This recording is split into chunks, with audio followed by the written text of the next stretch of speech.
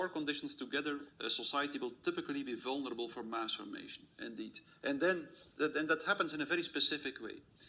If these four conditions are fulfilled, and the narrative is distributed through the mass media, indicating an object of anxiety, and at the same time providing a strategy to deal with this object of anxiety, then all this free-floating anxiety, that's the first step, all this free-floating anxiety might connect to this object of anxiety indicated in the narrative, and people might be extraordinarily willing to participate in the strategy to deal with the object of anxiety.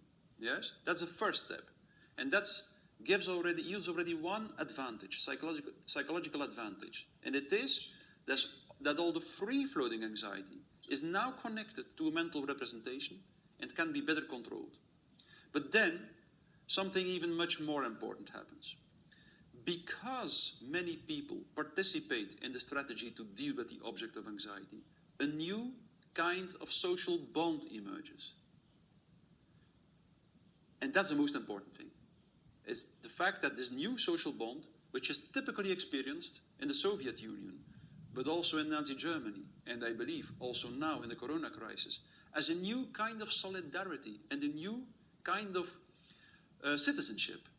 And that's the real reason why people buy into the narrative, and that also is the reason why people continue to buy into the narrative, even if the narrative becomes utterly absurd.